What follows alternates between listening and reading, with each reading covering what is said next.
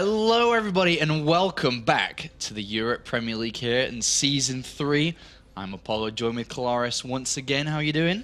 Not too bad. It's been a nice few days of games. Can't wait for day number 3. Yeah, I'm very excited to get this underway. We're drawing towards an end now of week number 1. We had 3 days, well, this is the 3rd day. We've had 2 days already and coming into the 3rd one, and things can only get better from here. It certainly can. It's going to be awesome. And also, we would like to once again say a big thank you to Roccat for joining us yesterday as the official sponsor here of WCS Europe. That's right. Welcome and thank you, of course, to Roccat. And so now it's time to get into business. Let's remind ourselves, though, what we've seen so far. We had Group A on day 1, and there was an interesting start to the Europe Premier League this time around. We had 4GG go through in first place. I think a lot of people expected him to do well. He was playing from France this time, not Korea in Season 2, which was his downfall last season. And then, surprise, surprise, in second place in Group A, we had Targa, the Norwegian. Very impressive play. Naniwa going out. Something that a lot of people did not expect, but it happened. And then, indeed, we have to move on to Group B. Yeah, I mean, in Group B, we had another weird day, but a fun day, which was yesterday. And in first place, we had Happy, who, in the round of 32, is always going to get through in first place usually. Followed, surprisingly to some, but expected to others, Duck, the European reigning champion from last season, in second. Yep, unfortunately for some viewers out there, TLO was eliminated, and that's one of the foreign hopes that had the potential to move on to BlizzCon. So now a lot of eyes rest on people like Grubby, for example, maybe even Lucifron if he can accrue a lot of points. But of course, we have our 3rd group here. That's right. We're just getting really into things now in the Europe Premier League in the round of 32. And here is our group for today, which consists of a fantastic lineup. The start of it, at least, will be VortiX and MVP. This may look like a very predictable group. And Showtime and Noname are the other 2 players in here. But this could be an interesting one, even though it seems very simple on the cover. And deeper into the book, deeper into the group, I think things could get complicated along the lines here. It certainly could do. VortiX finishing top 8 in the previous season, and unfortunately for him, did lose to Naniwa, so was not able to go to the season finals, but still looking for a very, very strong performance here in Season 3. If he were to fall out in the round of 32, in comparison to Season 1 and Season 2, that would be an absolute catastrophe for him. He'd be going backwards. Yeah. In Season 1, he got to the round of 16. Season 2, the quarterfinals. Round of 32 here, that's not the place he finishes. So far over the summer, he's got a minimum finish of a round of 16. So everyone's expecting him to go through. And another player that everybody is expecting to go through, probably in first place today, is the Season 1 champion of the Europe Premier League. And bear in mind as well, in the season finals, he was also top 4 in Season 1. A lot of points gained from that. And, you know, sitting 8th place in the WCS rankings right now, that gives him a good cushion to advance onto BlizzCon later in the year. However, this is still his opportunity to gain more points because we're actually not really seeing MVP anywhere else. He just competes in WCS Europe, and we don't see him anywhere else. Yeah, so this is very important for him. Like so far in Group A and Group B, we had 2 players that were looking to get to BlizzCon, Naniwa and TLO. They messed up to a certain degree. MVP could do that here if he wasn't to escape from this group. But now let's look at the other 2 players in this group. 2 players that aren't really expected to advance through. We should go into this very open-minded because anything is possible in the WCS. We've seen upsets every day of the week. First player is Showtime. Showtime's one that I'm pretty familiar with in terms of the EPS scene, the German scene, and he's not doing too badly for himself. Even this season, he actually won one of the EPS Cups against the likes of people like Mouse Marine and ATN Soccer. So good performances by him, and in the end, finishing around 6th place in the EPS, which is no small feat in the German scene. But he doesn't have full international recognition and had to play so many series during the qualifiers to the point where he got into Challenger in Season 2 and beat the likes of Targa and San. So very, very good for him. Let's see if he can prove himself here today. I mean, a lot of people don't really know who he is, so hopefully we can really elaborate on that during today's broadcast. And another player that we don't really know too much about as well, funny his idea is Noname coming in 4th place in this group. Literally and figuratively here, as Noname is a guy that, well, he actually breached into Challenger very, very early on during WCS Europe. He didn't have to play that many series to get in, but he's been stuck in Challenger for the past 2 seasons, and to get to this point now, he actually played against, in Season 1 even, he played against VortiX twice and lost, so stayed in Challenger, but then in Season 2 was able to defeat, sort of, no less, to actually get into Premier. So good results from him. Yeah, I'm really looking forward to today's group because these 2 unknown players, to a certain degree, on the big international scene. Remember, this is the WCS Europe Premier League. You know, Noname and Showtime, first time here, debuts in the Premier League. But as you said, Noname's been around in Challenger League for both seasons prior to this, and now finally making his way in.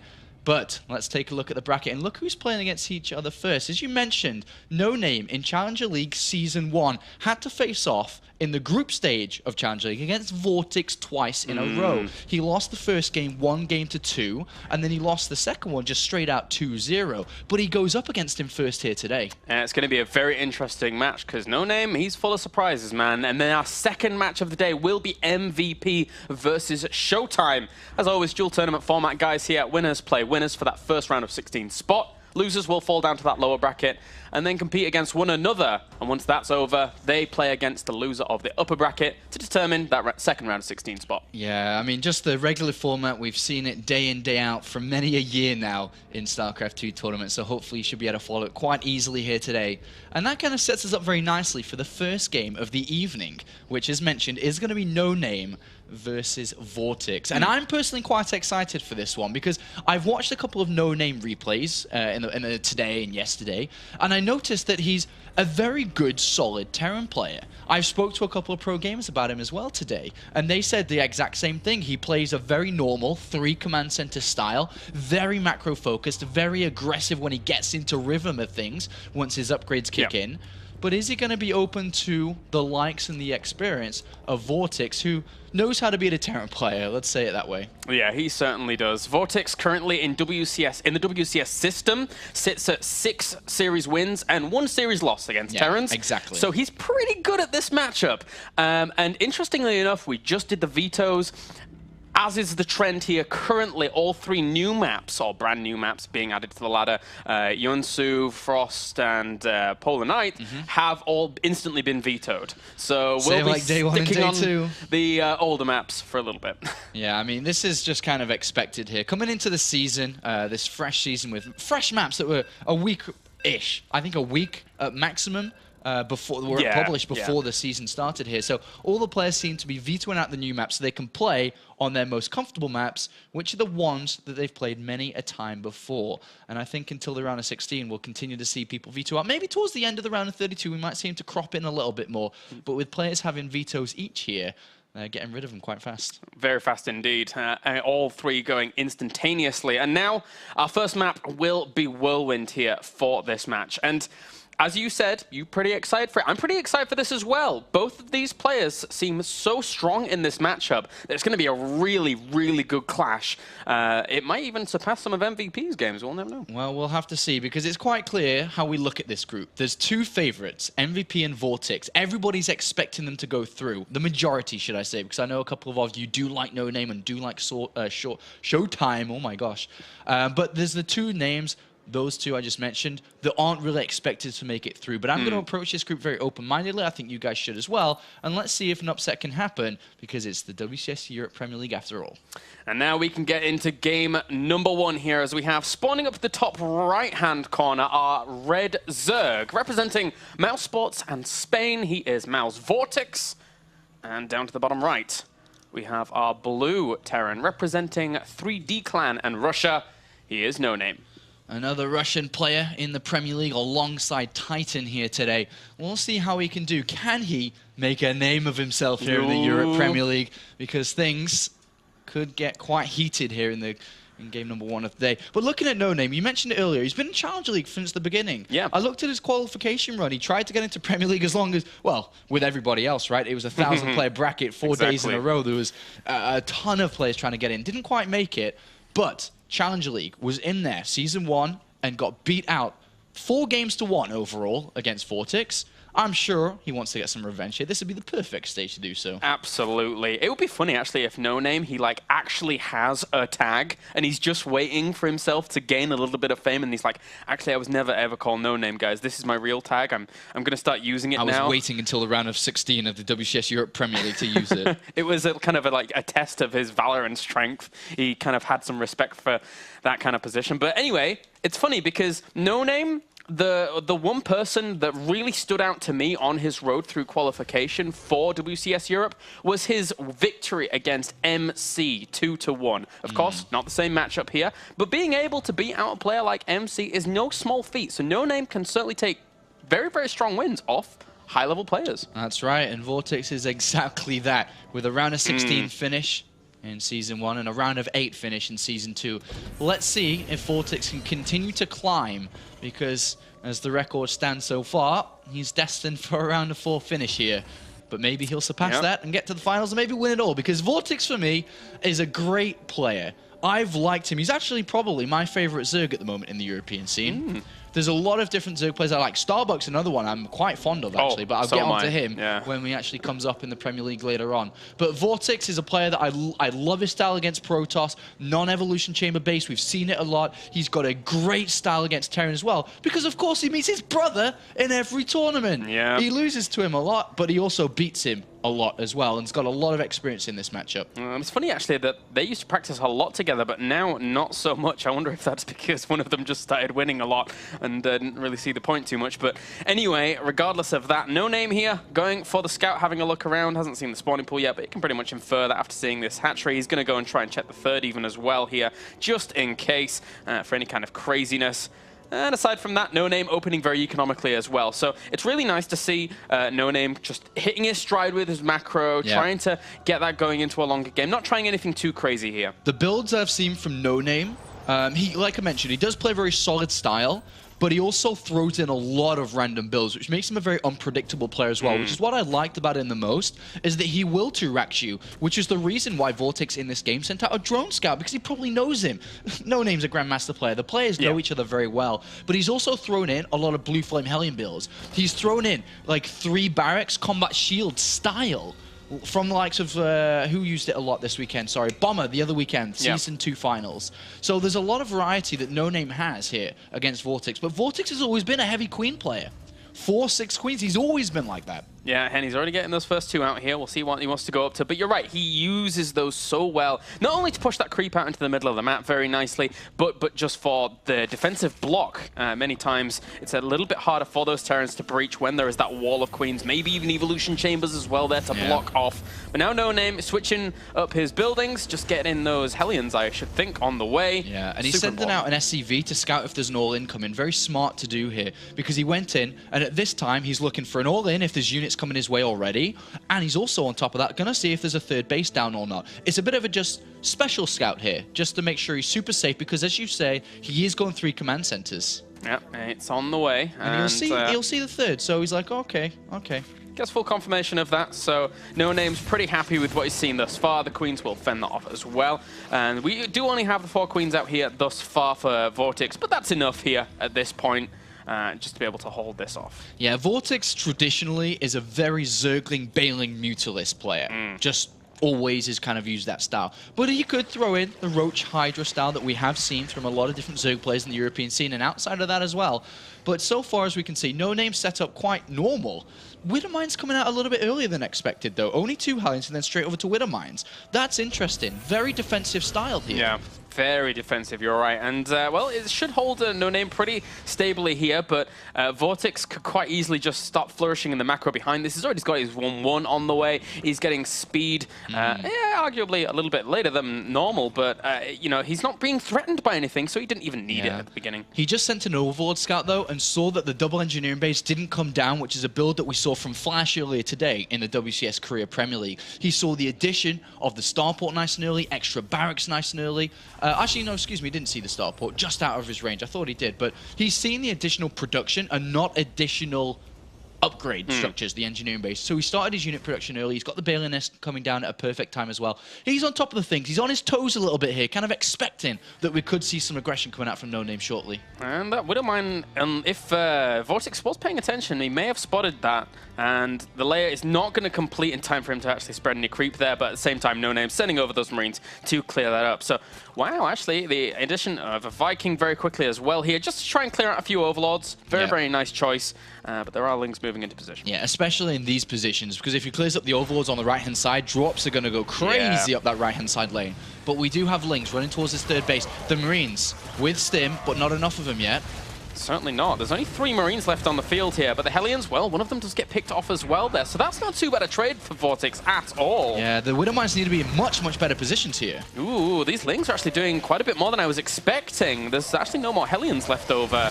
The Widowmines do get the connections, but he's lost more than he should have done. Yeah, and VortiX is putting the pressure on. He decided to build a 16 additional Zerglings behind this too. He's going to ramp it up a little bit. He's going to kill SCVs on this third base. And Noname, I just really think that his Widowmines are out of position on the natural here. Yeah. That's the big difference from a lot of other Terran players and just standard normal play. There should be a bunker immediately on that third base. And these Lings will continue to pressure it. Well, they're going to, and it's going to be very, very annoying. He doesn't really have the numbers to clean this up. Only 5 Marines out right now. These Zerglings are absolute going to town. He's already killed off 13 workers. Yeah, and he's just been slowed down here. So this is a bit of a bad start here, let's say. 15 workers going down. He's been slowed down with his extra production a little bit. He doesn't have the best income he has, and that's the reason why his production slowed down, because he should have been mining properly on that base. And VortiX takes a little bit of a lead already in this game. But look how well VortiX is playing. Immediately, Bailing speed. 2-2 already coming down. 7 Bailings just in case his opponent was to bounce across the other side of the map. As his spy's completed, he gets +1, and even Mulas are going to begin now. This is a really solid game so far from VortiX. Yeah, extremely so. I think that, well, there may be a little bit of nerves in the factor here for Noname, as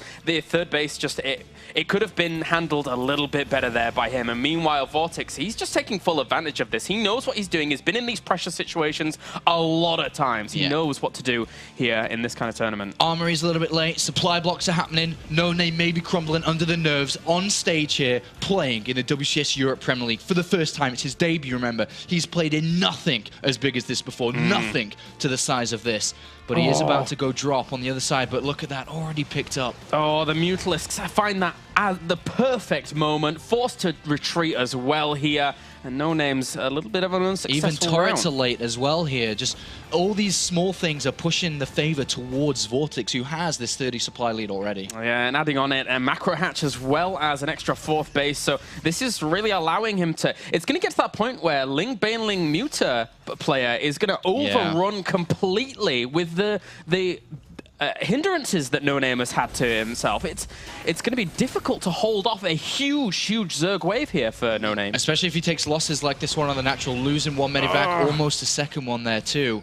And slowly but surely, we'll see this unit count start to rise. If there's only a couple of turrets, he'll start picking them off in the main base. And then, as you said, very smartly, we will see a big attack from VortiX as his 2-2 upgrades complete. He has a big timing window before his opponent's 2-2s complete. He'll trade much more cost efficiently. The one thing that he doesn't quite have yet is a lot of overseers with his Mutalisks, because the Widowmines are around. They're spread around quite nicely, and that is the one thing that Noname could hold on to. With the right Widowmine hits onto the Banelings, things could turn around quite easily. Yeah, certainly. He has to be meticulous about his control, does VortiX, but at the same time now, with the 84 drones he had out on the map, down to 83 for a second there, but with this economy that he has powering up behind this, look at this. He's going to max out so fast from this point, maybe in like 30 seconds, a minute, something like that. But once he does, the floods can occur, and it's going to be brutal if Noname doesn't have the perfect setup. Yeah, I hate to tell you this, but, you know, Noname's getting outplayed at the moment. There's the infestation pit on the way down. VortiX is saying this game's so easy for me. I'm just going to go up to Hive so easily. And that's what we don't actually see the infestation pit come down this early, because players can't have the freedom to get up to the Hive, because they're being harassed all game. But it's VortiX the one that's controlling this. Oh, there's 5 Widowmines, but they're all on the ramp here. A lot of the bio is actually separated over to the left-hand side, and it does get crushed down by a lot of those Banelings. All the Banelings just charge through anyway here to kill off a lot of that bio, and it's going to be a sad story for game 1 here for Noname. Look at the supply. He's already dropped below 100 already, and he hasn't actually done anything to hurt VortiX in this game. GG called, and just a stomp there. As simple as we can call it, just a very one-sided game 1. Very much so. VortiX looking very, very powerful here in game number 1. He took full control of that game. I would like to say, though, one of the reasons he may have taken full control of that is because there were no real movements from Noname to try and take the control himself. Yeah, when his Hellions moved across, they didn't do anything or anything like that. The Hellions didn't do anything. He was slowed down on his third base. His drops were denied instantly. He tried a couple of things. Well, he tried one, which was the double Medivac play, but he was already very much so slowed down because of the Zerglings that got to the third base. And from there, it was just downhill. A tough, tough game there for Noname in game number 1. That's not the start that you want when you need high spirits and high hopes going into a group of players such as people like MVP and VortiX. And Noname's got it all to play for. Akelon Waste is our second map. Yeah, we'll see if he can step it up here. Akelon Waste is a bit of a more, I'd say, slower map than Whirlwind's can be, because it's easier to protect the third base here. Unlike Whirlwind, where you need to go out in the open and then up a hill to take your third. And that's where we saw Noname get out-positioned a little bit there. Wasn't set up nicely with a Mine's Bunker and so on, the things we mentioned. But on Akelon Waste, it's a lot easier. You can have rocks destroyed to protect the third. If there's rocks in the way, units aren't just going to run in there so freely like we just saw. Yeah, you're right. And as you said, it's just a bit more of a more stable map here for Noname. So hopefully we see a 1-1 situation. I would love to see all 3 games. We had a very quick day yesterday, so I'm hoping for maybe a little bit more of a prolonged day today, as I would like to see even some of these relatively unknown players do well as well. Yeah. I love the system of WCS to actually try and showcase some of these newer names like Noname, Showtime, and Starbuck, as you previously mentioned, who's a crazy, crazy guy. That's right. So we'll see if Noname can step it up a little bit because, as mentioned, he's playing against a quarterfinalist from last season. VortiX has been around for a very long time. He's had excellent results in his StarCraft 2 career. He plays for a premier team in the European scene, Mouse Sports. VortiX is a great player, but Noname, let's see if he can step it up. All right, let's jump into game number 2, guys, as we have spawning up the top left-hand corner, Blue Terran, representing 3D Clan and Russia. He is Noname. And down to the bottom right-hand corner, our red Zerg player representing Mouse Sports and Spain. He's Mouse VortiX. I think we'll see a similar game coming out from Noname. Yeah. The time we see a similar game come out from a player who lost the first one is when there was small things that you just tighten up. You get the screwdriver out, you twist it a little bit, and you tighten the bolts. Because there was just a couple of things that he needed to tighten, and he would have had a much more normal game.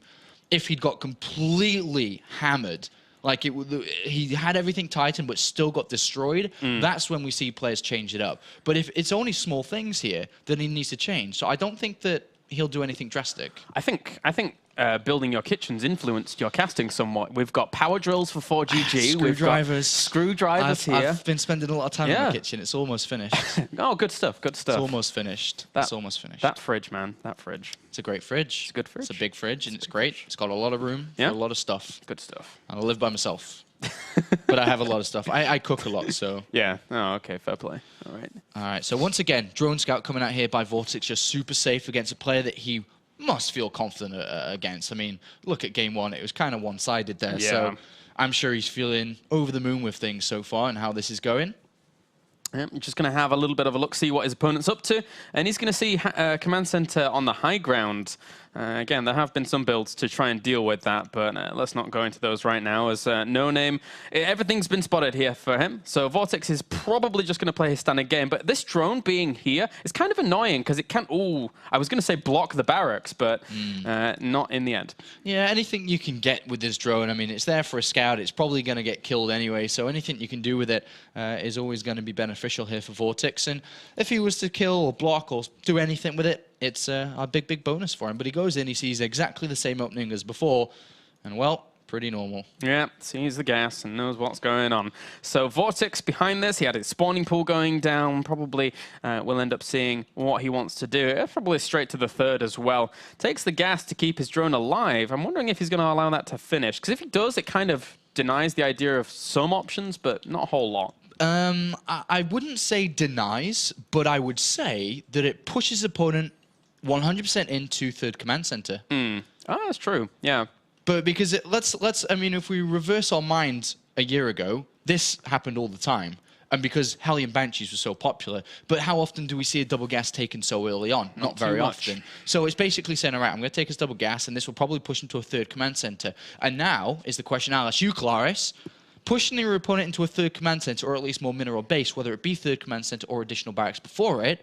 Does VortiX now, with that information he's gathered, go for an all-in? Does he get double gases soon? Does he go for a roach bailing all-in if his opponent goes 3cc? Well, it's certainly something that VortiX is not unfamiliar with, so he could quite easily do that if he would want to. And it's very, very powerful from VortiX. We've even seen him use things like pneumatized carapace for a lot of overlords to move in and soak up Widowmine shots in the past. On this map, in fact, we've seen VortiX do that. So VortiX special.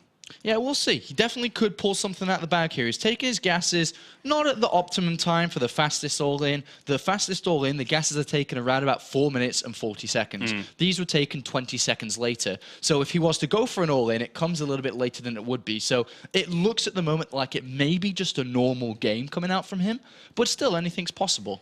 And those two queens are going to move down to the bottom here. How many drones do we have? 31. We do see VortiX sometimes go on for those kind of more aggressive stances on around 34 drones. That's a number that he does like to go for as well. But at the same time here, is there 4 queens already out? Yes, there is. So 4 queens and even the third base about to be taken, which has been spotted there by Noname. But still, the question of an all-in is not out there. If he was to get... Exactly, Roach Warren. That's it. It's going to be an all-in. Speed is on the way. Roach Warren down nice and early. It's going to be a Roach bailing all-in coming from VortiX. Darn. And it makes perfect sense the way that he's played this out. The way that he just can say, all right, this is going to be a quick and easy game. Now, it's down to Noname to figure this out. He knows a third base is on the way, which can kind of confuse you a little bit. But how does he gather this information? How does he know this is coming? Yeah, this is going to be difficult for him. I said 34 drones, and he is now on 34 drones. He was on 35 before, so I was going to say Caster's Curse, but thanks for sorting that out for me, VortiX. That's very much appreciated. Oh, he makes another one, cheeky man. But anyway, there you go. Anyway, he's sending his lings around here, so I assume there's going to be morphed into like banelings later on, more preemptively, so that he can make this hit really, really quickly.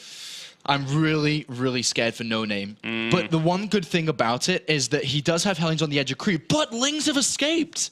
And that's so big because they're not meant to escape. The Hellions are meant to control everything. They're meant to control all the units that come and go past this creep line. It's a simple mistake, which we even saw Flash, the god of StarCraft 2, make this morning. Did not see Zerglings escape from the right-hand side, and this can be to his downfall here. He'll see the Roaches in time, but behind it, I guess the one thing that's working in his favor, he did get additional structures before the engineering base, so he will have a bit better protection, but still, no winter mines at all. Yeah. Like, the wall isn't complete. There's no additional bunkers at all. The Queens are pushing the Hellions back. The Roaches skip past the right-hand side. He didn't see it. He didn't see them at all, and now those banelings morphing on up to the top left here as well. This could be an absolute disaster. He's got no idea. He's got no idea. Look at his vision. He hasn't even seen it. I don't know if he's clicked yet. He just barely saw them on the very edge, but now he is fully aware of what's going on. He has 5 Marines, 1 bunker. Oh, no. Uh-oh. This is a sad way to lose the first game of the day here for him. Oh, the SCVs get pulled off the line as well, and VortiX is going to crush down that first bunker so quickly. That is so much firepower in these Roaches, laying waste to the natural location and just marching straight on up. He's paused and left. Okay, so I think he realized that he was just going to lose that. Yeah. Very easily there. And VortiX says, all right, well, welcome to the Europe Premier League, Noname. And I just realized I had no sound for that game, so sorry, guys, but there you go. So that was a little bit of an abrupt ending there to that series. And I don't know what more to say on that, really. Well, I think that Noname just got played quite hard by VortiX there, and VortiX just made him look a little bit worse than he probably actually is. But VortiX moves on to the winners match very fast. The best of 3 finished up in 20 minutes time, if not less than that. Well, congratulations to VortiX. I shouldn't have said that. I was expecting a longer day than yesterday, because that was quick. Yeah. This is... Oops. Oopsie daisies. Okay, guys, so we are going to take a short break, and then when we're back, we're going to have our second series. It's the Season 1 champ, MVP, going up against Showtime.